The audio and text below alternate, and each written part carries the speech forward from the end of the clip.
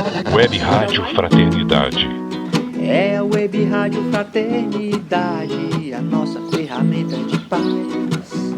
Invadindo ruas, campos e cidades, com amizade, amor, muito mais.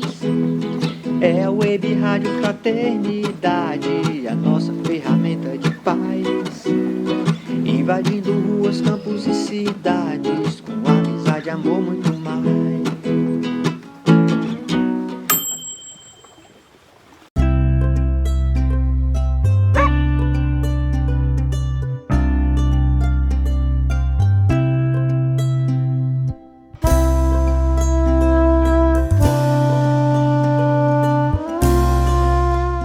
Web Rádio Fraternidade, a emissora do bem na internet.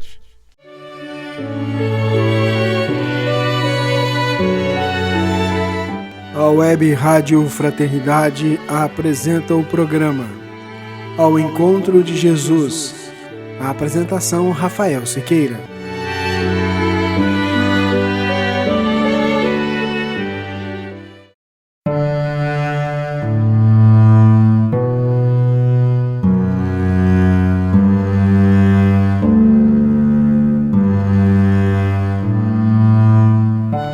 Olá, olá, minhas queridas amigas, meus queridos amigos, votos de paz, de bem, que Jesus e os amigos espirituais possam nos abençoar e se manter entre nós. É sempre com muita alegria que me dirijo a cada um de vocês, ouvintes, internautas, parceiros da Web Rádio Fraternidade, a emissora do bem na internet que ajuda todos os dias a construir um mundo melhor.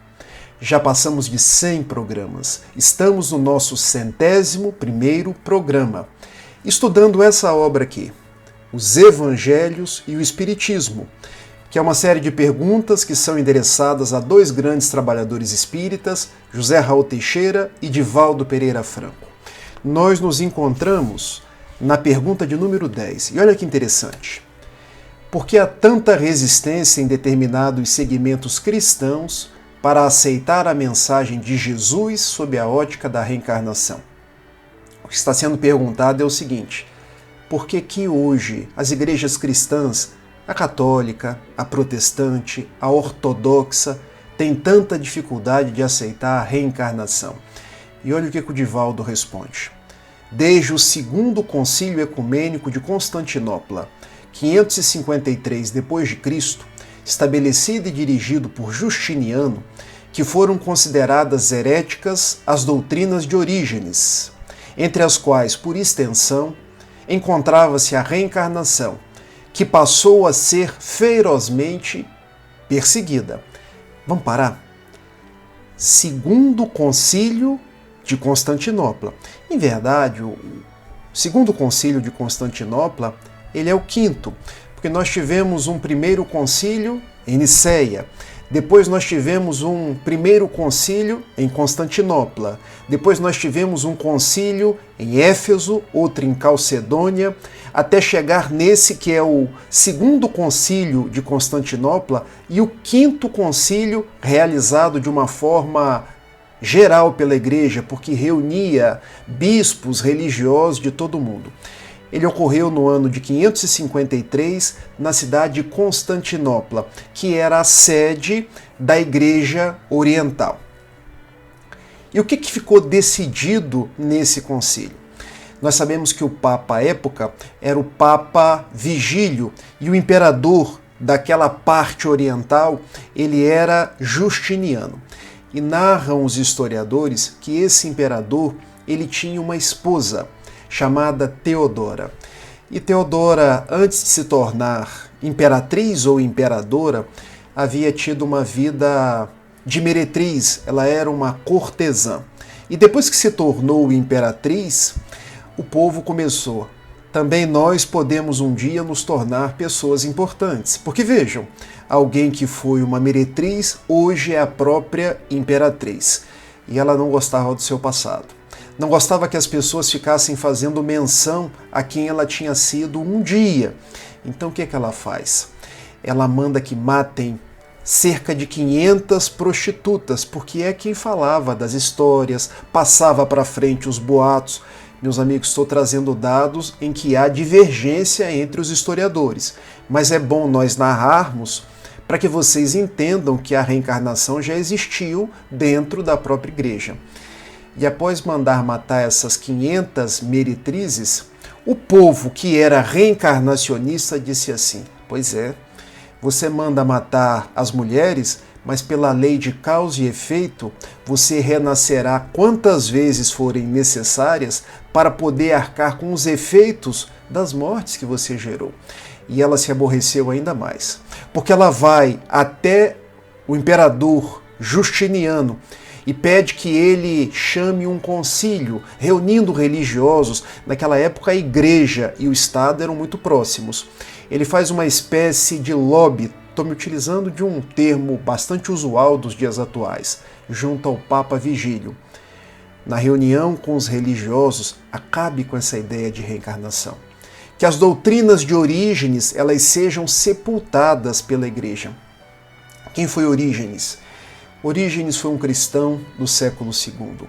Alguém que viveu ali no norte da África e recebeu muitas influências da cultura grega, de Platão, de Plotino. Então ele pensava um cristianismo com algumas ideias, dentre elas a apocatástase. O que é a apocatástase? Não haverá uma destinação irremissível para as almas, tipo ir para o céu ou ir para o inferno. Isso não se coaduna com a bondade de Deus. Todos nós teremos uma chance. Todos nós um dia iremos nos redimir, porque o amor de Deus salva todos. Essa era uma das doutrinas de Orígenes. Uma outra doutrina de Orígenes, ele falava da pré-existência da alma, ou seja, a alma existiu antes de estar encarnada num corpo. Vejam como as ideias de Orígenes se aproximam da doutrina espírita. E ele perfilhava uma outra ideia que era muito difundida entre os gregos, que chamava palingenesia. E o que é a palingenesia? Nós nascemos quantas vezes forem necessárias até atingir a apocatástase, ou a redenção. Em outras palavras, o que Orígenes defendia sob o signo de palingenesia? A reencarnação. Então a doutrina de Orígenes é a doutrina que hoje nós, os espíritas, professamos.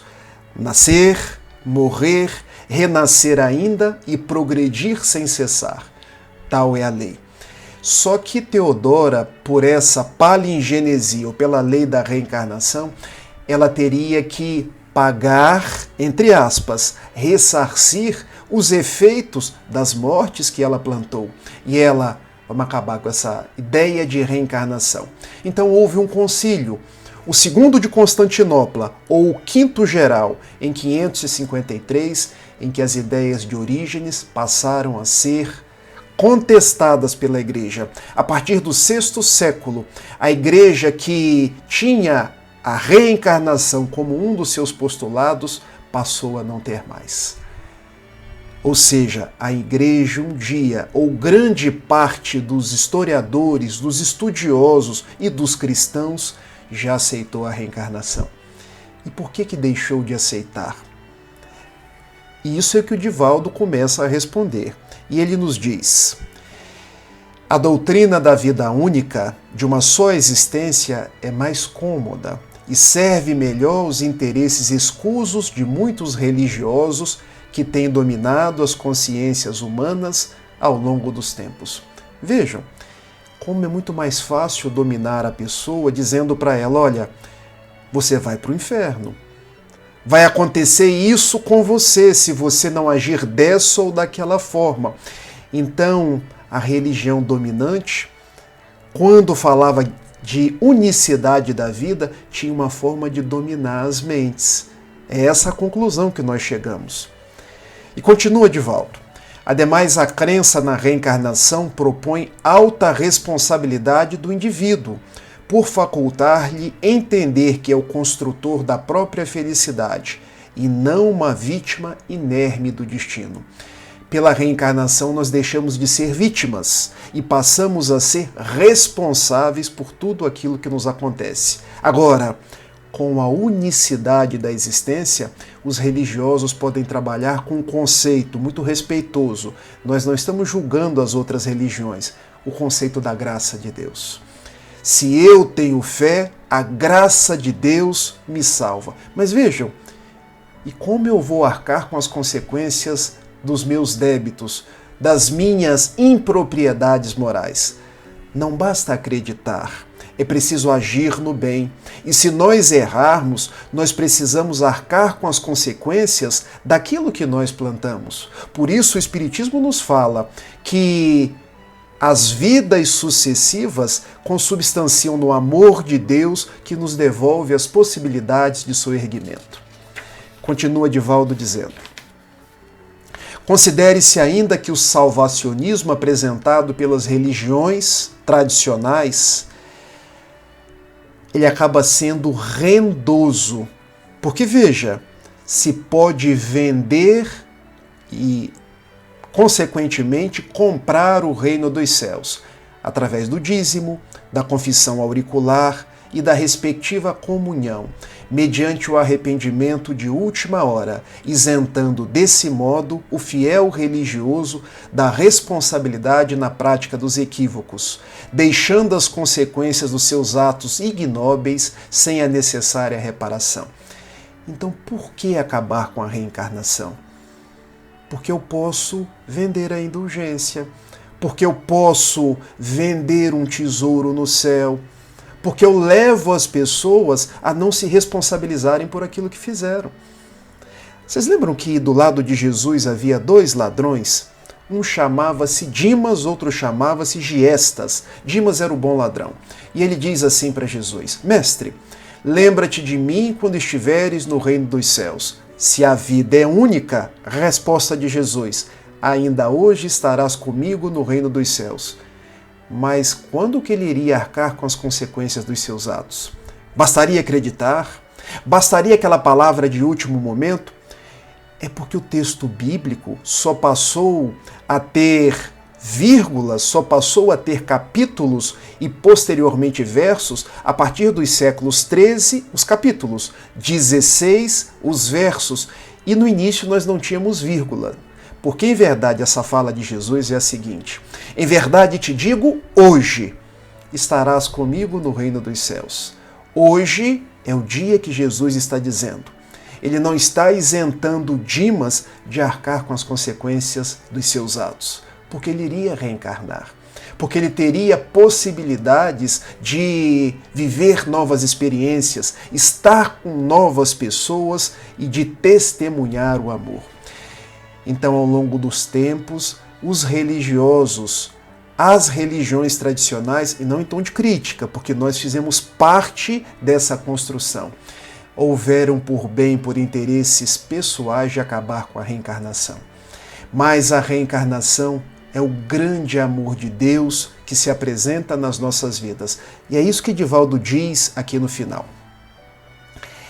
Ninguém é responsável pelo seu sucesso ou fracasso, senão ele mesmo, construtor da sua alegria e dos seus sofrimentos. Revelada pelos espíritos desde remotas eras, a reencarnação é o sublime processo de autoiluminação no desiderato da evolução. O que isso representa?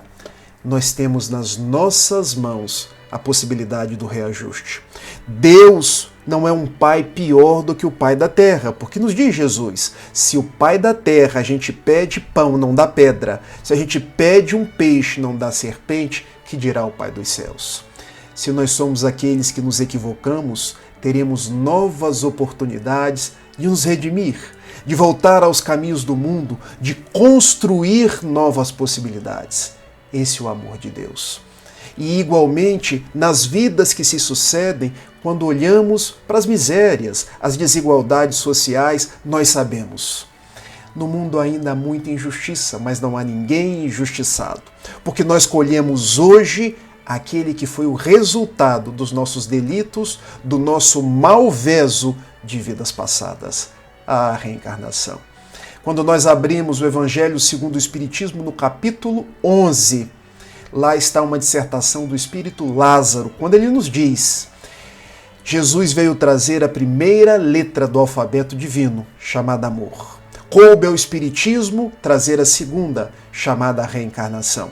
E por mais que a Igreja ainda hoje rejeite, nada obstante no passado já tenha aceitado a reencarnação, ela é a prova do amor de Deus. Ela é a prova de que Deus nos ama, propiciando que nós voltemos aos caminhos do mundo para reparar, para amar. Que nós não estamos destinados ao inferno, mas nós estamos destinados à redenção. E isso é prova de que nós temos um Pai amoroso, um Pai que cuida das nossas vidas. Vamos orar. Agradecemos, Senhor da vida, por tudo quanto temos recebido. Agradecemos pela bênção da reencarnação, pela vida que hoje se traduz na estrada luminosa para que nós sigamos em frente. Pedimos, nos abençoe. Abençoe os nossos familiares, abençoe a todos os que sofrem e dai-nos, Senhor, a grande dádiva de amar, de seguir em frente, porque nada obstante eu não possa voltar atrás e fazer um novo começo, eu posso começar agora a fazer um novo fim, amando tanto quanto me seja possível. Muito obrigado por tudo e que assim seja. Meus amigos, beijo grande, até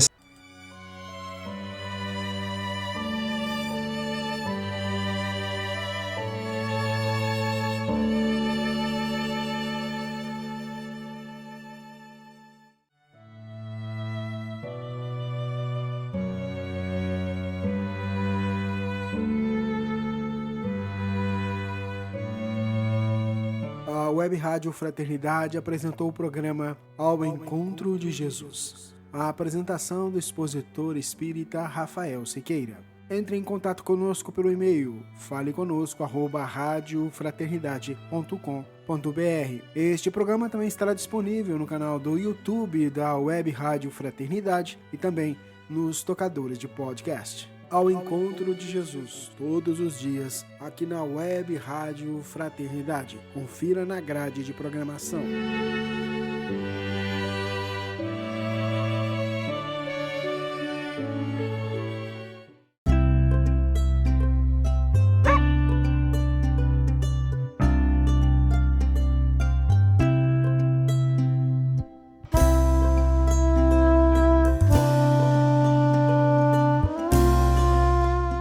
Web Rádio Fraternidade, a emissora do bem na internet.